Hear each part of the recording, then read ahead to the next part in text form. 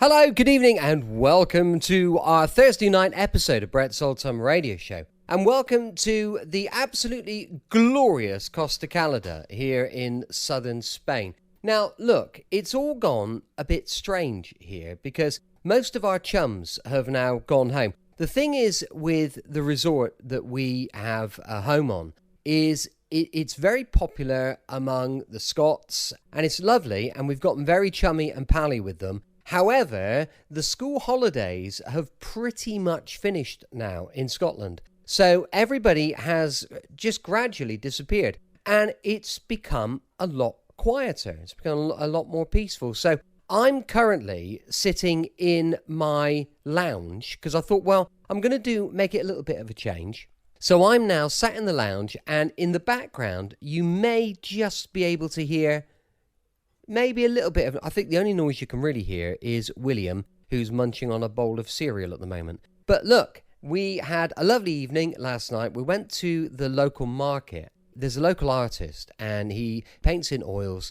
We go to his store quite regularly, and I'll spot it there. And he does some lovely pictures of beach scenes and boat scenes and just really old-fashioned Spanishy, maybe Greek-looking properties. And I thought, I'm going to go for it. I'm going to buy one. So we've got a lovely new, nice landscape painting in the lounge, which I'm looking at right now as I record the podcast. Thank you for joining me once again for our regular late-night visit to those dusty studio archives of old-time radio shows right here at my home on the south coast of southern Spain. I'm Brett, I'm your host for our Nighttime podcast. Welcome to another episode. Please do check out our Facebook, Instagram and YouTube channels. I've been posting a bit more on there. I've been trying to post a few video clips on there just of our time whilst we're here in Spain before we head back to East Devon. In Beer at the moment, it's Regatta Week, and today is Regatta Day, and I'm a little bit disappointed to be missing it. However, the sun is shining on us here in Spain, so we're going to make the most of it. I've got a supporter page. If you would like to show us some support, I'd really appreciate it. It's at patreon.com/Brett's Old-Time Radio Show. With it being a Friday, that means it's an episode of Tales of the Texas Rangers. This one was first broadcast on the 18th of March, 1951. It's called Death by Adoption. The National Broadcasting Company presents Joel McCrea in Tales of the Texas Rangers. Tonight, transcribed from Hollywood, another authentic reenactment of a case from the files of the Texas Rangers.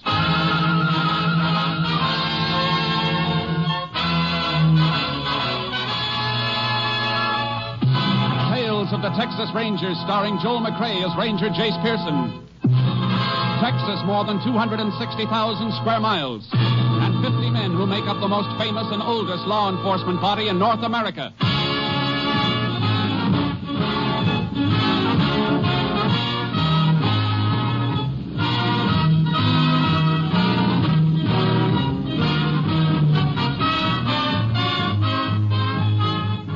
From the files of the Texas Rangers come these stories based on fact. Only names, dates, and places are fictitious for obvious reasons. The events themselves are a matter of record.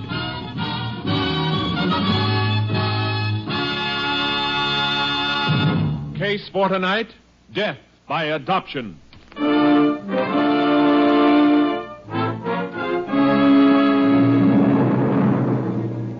It is 9:45 p.m. on a Saturday night, September 1937. The business district of Central City, Texas is dark, except for the office of Harry Cashman's used car lot. Cashman is pacing the small office in agitation. A man in a leather windbreaker crosses the lot, slipping between the cars for sale, and knocks at the door.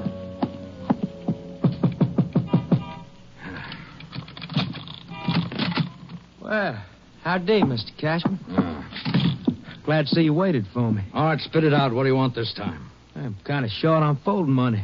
Thought you might be a pal and help me out again. You know what this is, don't you, Stryker?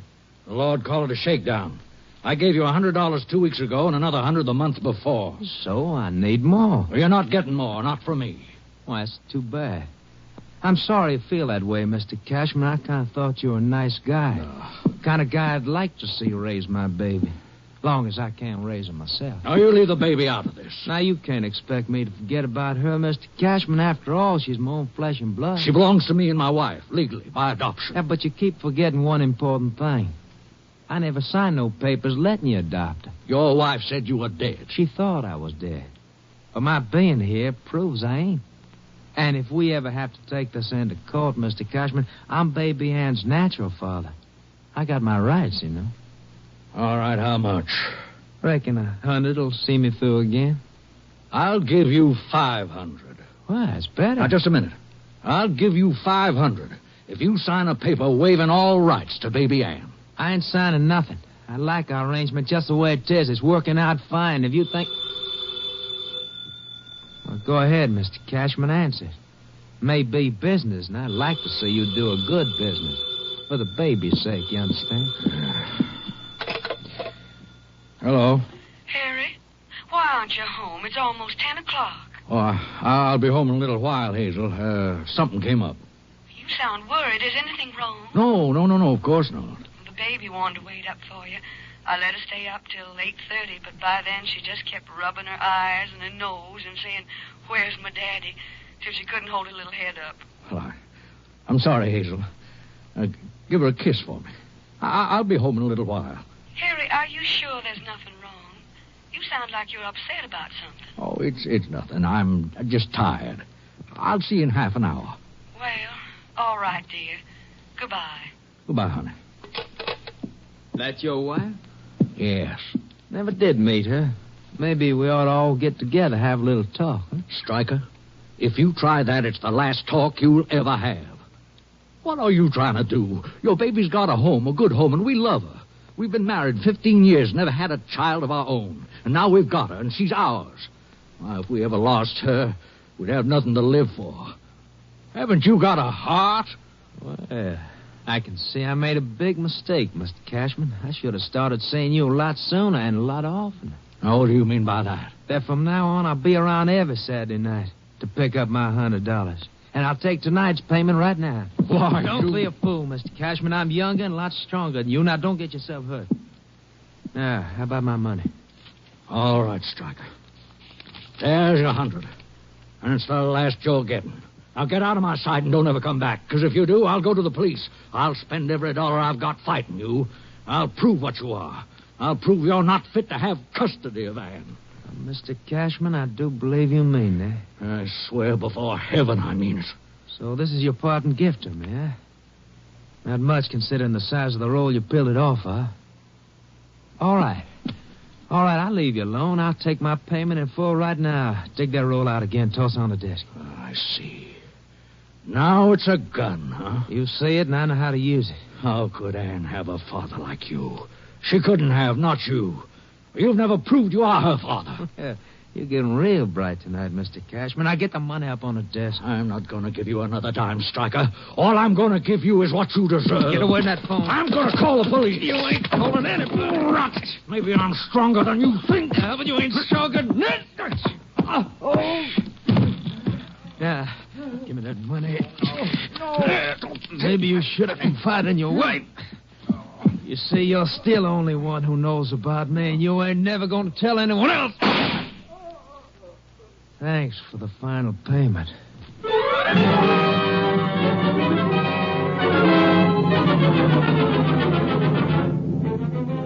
At 11 o'clock, after 3 more calls to her husband's used car lot, Hazel Cashman was disturbed by the busy signal and her husband's failure to come home.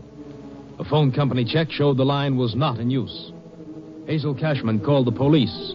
They found Harry Cashman's body and requested aid from the Texas Rangers. Ranger Jace Pearson was assigned. He arrived at the lot shortly after 2 a.m.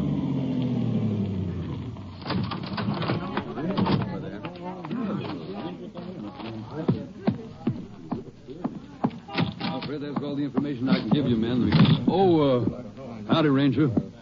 You must be Jace Pearson. That's right. You in charge here? Yeah, Dan Simmons, chief of police. Fellas, I'll talk to you later. I see you've already lifted some fingerprints. Huh? How'd you know? Oh, dusting powder on the glass top here. Yeah, crew just left. Prints aren't going to be much good, though, I'm afraid. Too many people coming in and out of a place like this, signing papers on that desk. What's that over there, Chief? What? Oh, that yellow spot on the carpet? Yeah. I noticed that before. Seems to be a piece of chalk that was stepped on. A few little pieces not quite ground in. I don't see a blackboard or anything around here. Any of the for sale signs on the cars marked with chalk? No, they're all marked with cardboard cutouts. Well, the floor is pretty clean otherwise. The waste paper basket's empty. Yeah. This place was swept out after the day's business. That chalk got ground into the rug last night after the place was cleaned. Yeah, I can see that now. The phone hanging off the hook like that when you got here? Uh-huh. Cashman struggled with whoever killed him. Must have been trying to make a call. I don't know, Jace. Body's just where we found it. A good 8 feet from the phone. He might have staggered over there and fell, but the fight started right here by the desk and the phone. Got some reason for being so sure of that? The desk was moved a little in the fight, Chief. Look at the carpet. Deep worn spot where the desk usually rested. Carpet's bunched up around the base, showing the desk was pushed, not lifted and moved for any reason. You're right. I can't see that it helps us any, though. Gives us a little picture of the action, that's all. Mm-hmm. I'm going to get some of this yellow chalk in an envelope. You're going to send that to your lab at Austin? That's right. They can analyze it. Maybe come up with something. It's worth a shot. Doesn't seem to be much of anything else to help us, though. Robbery motive for murder is usually the toughest one to crack. Did Cashman make a habit of carrying a lot of money? Yeah, had to in this business. People selling cars in a hurry need a fast dollar. He usually had a couple of thousand on him. All we found in his pocket was 86 cents and change. You finished here? Yeah. I'd like you to put a man to work on that filing cabinet. Get a record of all sales. We've already checked that. Every car Cashman has accounted for. Nothing's been stolen from the lot. I wasn't thinking of a stolen car.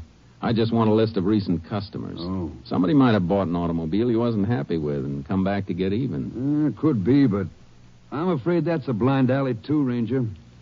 Cashman gave a mighty good guarantee on everything he sold, and he stood behind it 100%. Just the same, let's check it.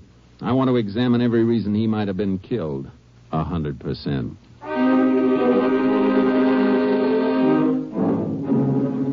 I sent the ground yellow chalk through to Austin. There was nothing that could be done that night, but the next morning Chief Simmons and I went to see Hazel Cashman, the dead man's wife. We don't like to ask you questions at a time like this, Mrs. Cashman, but... I understand, and I want to help you if I can. Probably isn't much you can tell us, but any little thing might help. Your husband ever have trouble with anybody? No. Aside from the money he carried, do you know of any reason why anybody might have been out to get him? No, there was never anybody who didn't like Harry. What am I going to tell the baby? How am I ever going to make her understand that her daddy won't ever come home again? Would you answer that for me, please? I don't want to talk to anybody now. Why, sure, ma'am. Maybe for us anyhow. Had to leave this number at headquarters. Hello? Yeah, Simmons speaking. Go ahead, I'll write it down. We were going on a picnic today. Last night I made the sandwiches and everything. We were going to leave right after church. I knew something was wrong when he didn't come home. I knew it. Take it easy, ma'am. All week long, Harry was teaching Ann how to say picnic. She was just learning to pronounce it. No. You've got to get a grip, ma'am, for your baby's sake. Yes, I know. All right, thanks. We'll be in soon. I better get back to headquarters, Jace. Unless you have something else to ask Mrs. Cashman. No. You shouldn't be alone, though, ma'am, especially when your baby wakes up. I called a neighbor just before you came. She'll be here in a few minutes. That's good. Goodbye, ma'am, and thank you. Goodbye, Mrs. Cashman. Goodbye. Find out who killed my husband. He never hurt anybody. Never. We'll do our best, ma'am. What's the rush back to headquarters, Simmons? One of my boys pulled in a suspect, Jason. Oh? Fella who worked for Cashman, a cleaning man named Mose Smith. What do they got on him? Well, he cleaned the office last night at about 8:30 and 9 o'clock. Cashman usually closed before then on Saturday nights, but Smith admits Cashman was still there when he cleaned up. Well, he's not trying to hide anything there. No, but there's something else. Mose Smith was on the town last night, threw a big party and threw a lot of money around. Still had a few hundred on him when he was picked up. And my man checked on that, Jace. Smith is usually dirt poor. I see. He's going to be worth talking to. You can say that again. I'd have told you inside the house, but I didn't want to say anything in front of Mrs. Cashman. That was best. How old is their baby? Just 2 years old, Jace. Why? You look kind of funny. How old are the Cashmans? Well, I'd say Harry was about 55. Guess Mrs. Cashman must be in her 40s. Oh, I see what you mean. The baby's an adopted child. I thought they were a little bit old to have a child of that age. Yeah, they never had any of their own.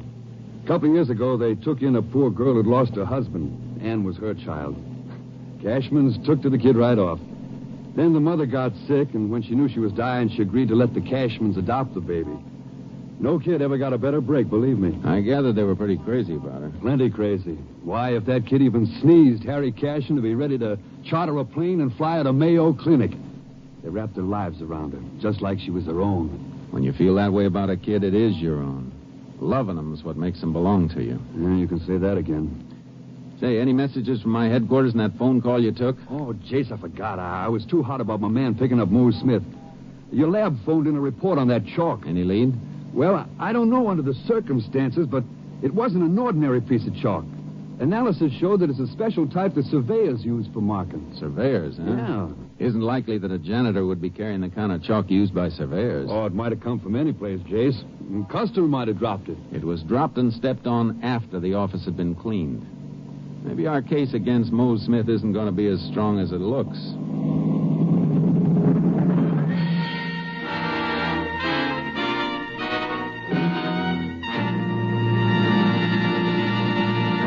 You are listening to Tales of the Texas Rangers, starring Joel McCrae as Ranger Jace Pearson. We continue now with tonight's case, Death by Adoption, an authentic story from the files of the Texas Rangers.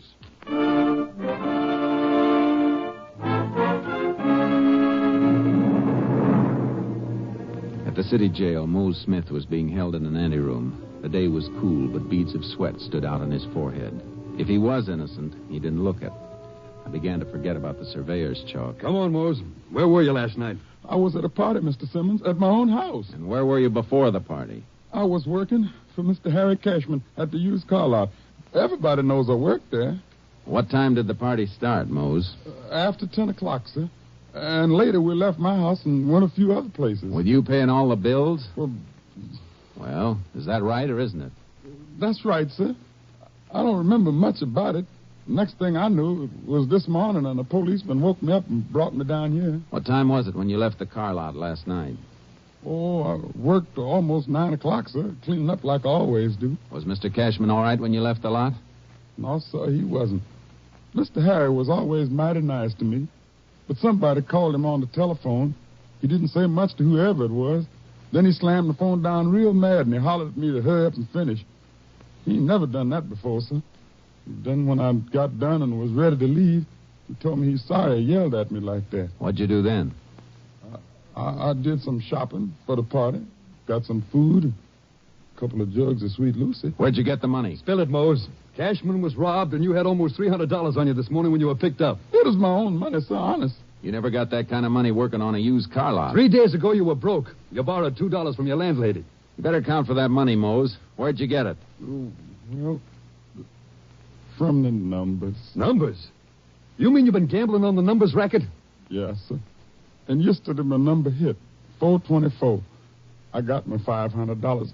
That's how come I got money. You expect us to swallow that? Who paid you off, Mose? I don't know, sir. I don't know who he was. Are you trying to tell us you gambled on numbers without knowing who you gave your bets to? Please, sir. If I tell you who it is, Mr. Simmons is going to arrest him, and everybody will know I told. And if I don't find out, you're going to stand trial for murder. Everybody will know that, too. Oh, no, sir. Please. I never hurt Mr. Harry. Oh, I got the money from Jonas, one of the pin boys at the bowling alley. Jonas been booking numbers on the side? No, sir. He just worked for somebody for a little cut.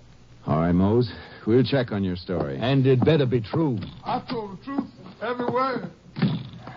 Well, he sounded on the level, Jace. And if he is, I'll be able to smash a hole in the numbers racket. Yeah, you can do that all right. But we'll still be shy of murderer.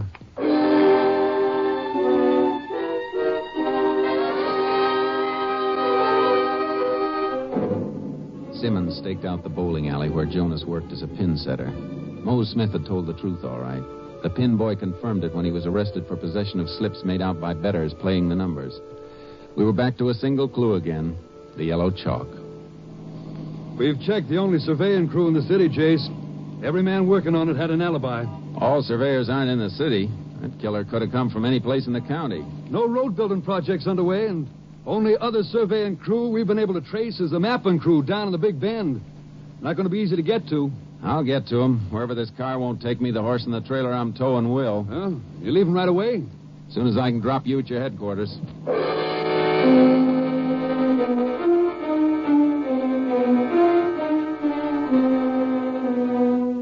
I drove to the Big Bend to where the roads ran out, and I had to cut cross-country to reach the mapping crew. I unloaded charcoal from the trailer. The crew was deep in wild country. Almost a full day's ride before I reached them. All right, Sharky. Easy, boy, easy. Anybody here? Yo, over this way. Come on, Sharky. Well, howdy, Ranger. Howdy. Saw marks of a camp here, but it looked deserted. Well, it is. We moved in another couple of miles. I just come back with the birds to haul the last of our stuff onto the new camp. I was just tying a pack on this last one. You the crew foreman? Yeah. I'll ride on away with you. Keep you from getting lonesome. Glad to have you. I got company, though. One of my men just went on ahead a few minutes ago. We'll catch up to him on the way. Hey, you want me to take one of those lead ropes? No, they're good burros. They won't give me no trouble. All right, let's go. Up, Chuck. Up, boy. Come on, you long-eared scavengers. You've had enough grazing. You must be covering a lot of ground in here. Ah, plenty. You know, sprawling country like this, ranchers lose sight of their boundaries when their land ain't fenced off. Hey, you after somebody in here, Ranger? Maybe. How long you fellas been working through here? Oh, been almost 2 months now. You ever pull out to go into town? Well, we got horses, of course, but it's a long ride to a road and transportation any place of any size. I just decided to grow me some whiskers and stay here till the job's done. Any of your men ride out? Oh, yeah. A few of them go out weekends to Central City or someplace like that for Saturday night. Then they gotta turn around and spend all day Sunday coming back. Family men usually stay and just keep on working, pile up overtime. How many men you got working? Oh, I got 11. Any of them away last weekend? Yeah, 4 of them. You know where they went? No. Hey, I reckon Bill Stryker can tell you, though. Who's he? There's a fellow with the other burros. Ah, there he is, just topping that rise, about a quarter of a mile ahead. He one of the ones who left camp? Yeah, they all went off together. Let's catch up to him. Okay, come on, boy. Get up, burro. Yeah, charcoal. We rode after the man named Bill Stryker. On the way, I saw the surveyor's marks I'd been following for miles. Cloth markers nailed to trees. Yellow chalk marks on rocks. Within a few minutes, we caught up to him. Well, yeah, Ranger. We was away for the weekend, like Tracy told you. Me and 3 other fellas. Where'd you go? Central City. Only place worth going we could get to in time. What did you do up there? But just fool around, all of us together. Well, you were only there for Saturday night. You must have done something special, something you remember. I thought one of the boys mentioned the dance, Stryker. Well, yeah, that's right. Square dance, Alamo Ballroom. You spend the whole evening there? Yeah. Like I said, we were all together. All evening. 4 stags at a dance drift around. Hard to keep an eye on each other all evening. Yeah, I reckon we could lose sight of each other for a minute or 2. You fellas take time out to do any shopping? Well, what could we buy that we could bring back here? I thought maybe one of you might be saving some money, maybe enough to make a deal on a used car. We rode a bus both ways after our horses got us from here to Landers Junction. Oh, that's too bad. If you'd been shopping around a used car lot, you might have been able to help me. You might have gotten a look at a man who killed a dealer named Cashman in Central City on Saturday night. Killed? Hey, Ranger, you got a reason for being here. Hey, you think one of my crew killed that man? I'll know better when we see the other 3 who went to town with Stryker here. Let's get on to the camp.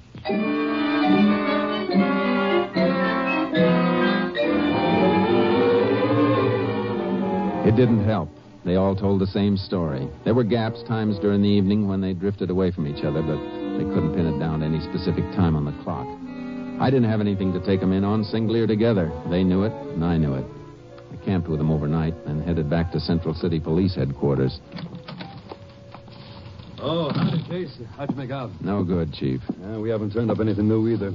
Just a chance armed robbery, Chase. That's what it must have been. My feelings still buck at that, Simmons. Mose told us that Cashman was upset about a phone call. Stayed at the lot long after he should have gone home. There must have been a reason. Like what? Like somebody who wanted to see him, telling him to wait there. Yeah. Mose said the call made Cashman mad. Why'd they wait for somebody he was mad at? Maybe because they had some kind of a club they could use to make him wait, whether he liked it or not. You're still digging for something deeper than an armed robbery motive, then. That's right. Well, nobody's given us anything to back up any other motive. I know, but a man doesn't make a telephone appointment to be robbed and murdered. He makes it for something else. I'm going out to see Mrs. Cashman again.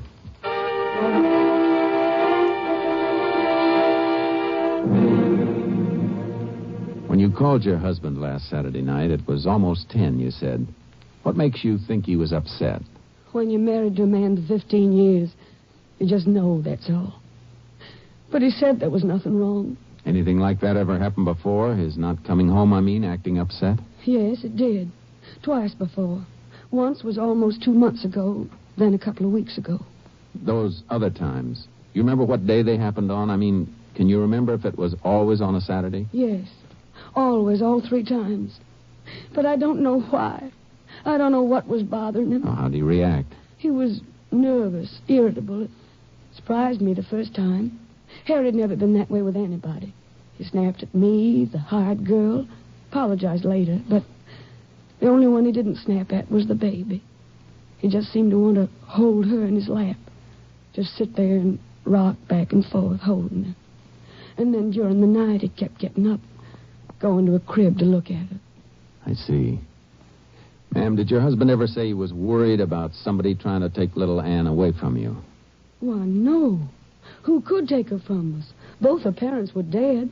Her mother agreed to the adoption before she passed on. You ever know the baby's father? Ever see him? No, he died before Anne was born. Killed in an accident. You're sure of that? Well, that's what Anne's mother told her. She couldn't have lied. You got a copy of the baby's birth certificate? Yes, right in this drawer. With a copy of the adoption papers we got from the court. Here's the court order. And the paper signed by Anne's mother, Dorothy Stryker. Stryker? Was the father's name Bill or William Stryker? Why, no. Here it is on the birth certificate. His name was Arthur Stryker. Came from Fort Worth. Ranger, what is it? I think I know who killed your husband now. And I'm beginning to figure why. You'll hear from me, ma'am.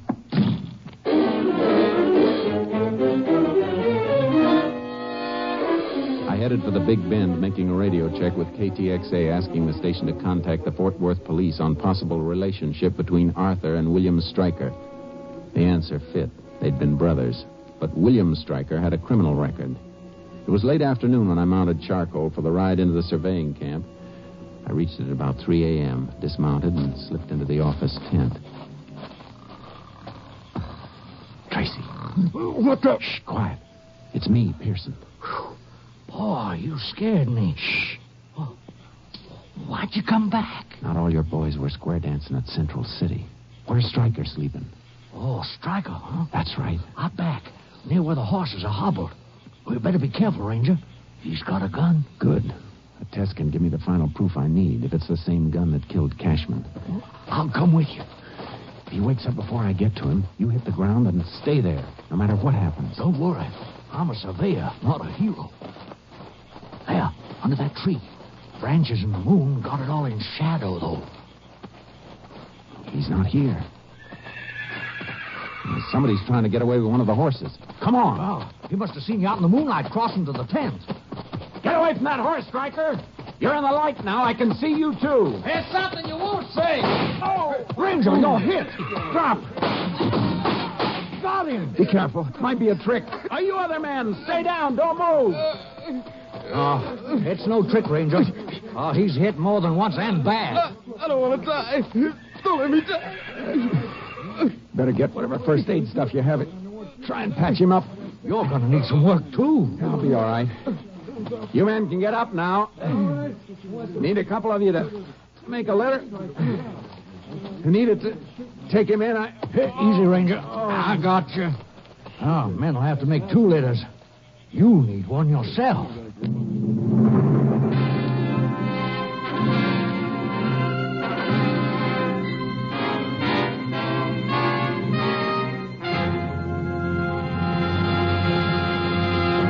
William Stryker lived long enough to confess his masquerade as the father of his dead brother's child and the murder of Harry Cashman. He was pronounced dead shortly after arrival at the nearest emergency hospital. Jace Pearson had 3 bullets removed from his body. They matched the bullet taken from the body of Harry Cashman. 6 weeks later, Jace Pearson reported back to his company, ready again for duty with the Texas Rangers.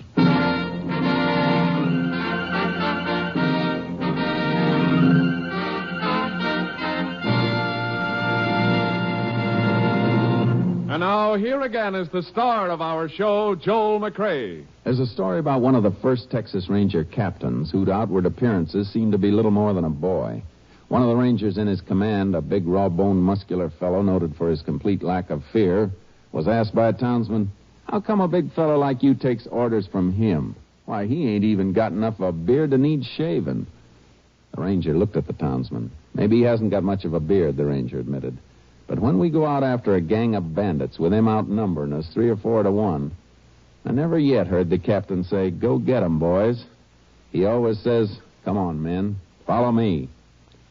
Good night, folks. See you again next week." Next week, Joel McCrea in another authentic reenactment of a case from the files of the Texas Rangers.